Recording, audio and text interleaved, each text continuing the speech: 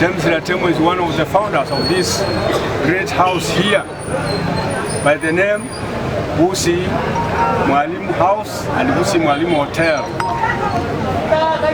We had to contribute for around 88 months, that is in the years beginning from the year 1976 to 1981. In the year 1982 we are given a certificate of incorporation. Then the house belonged to the founder members, who are 8,212 in number. As the years were going, we were aging. Some of us retired.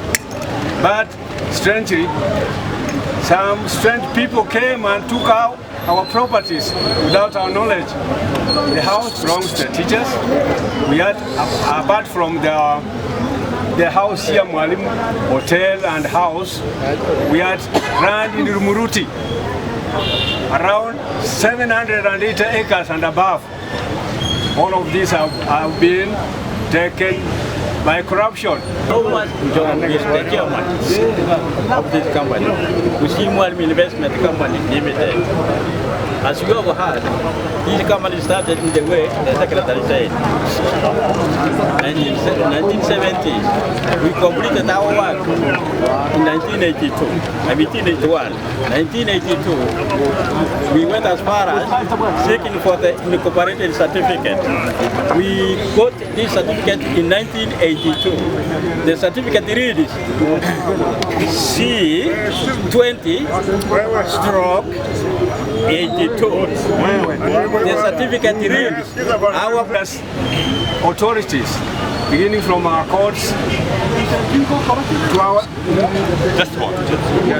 from our courts, well, because of corruption, we have not been hurt. We have not even gone as far as the registration of companies, where we wanted to see the process that was involved to dissolve our company.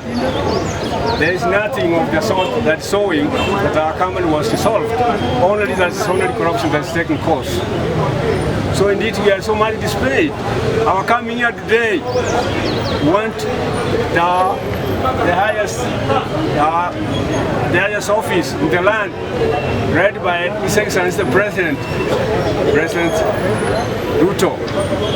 We are our petition. We have even written to him. We have petitioned the land to sympathize with these old folks, with these old men and women, but nothing has been heard. So our coming here is to stand with the old Wases and the mamas, so that maybe the president can come to our aid. All whoever will come to the aid of this old folk will be so much pressed. So that is our major aim that has brought us here. And we are asking our young men not to harvest from where they never saw. This house belongs to these old men, these old women. So would they surrender in peace so that they get back their land, they get back their houses and their property. The Mwalimu Association, we have it in the original. Not only that, as you have heard,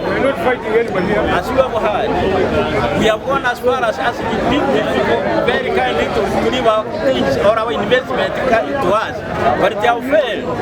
It is very much a shame for the government to back thieves, for the government to back corrupted people just to snatch.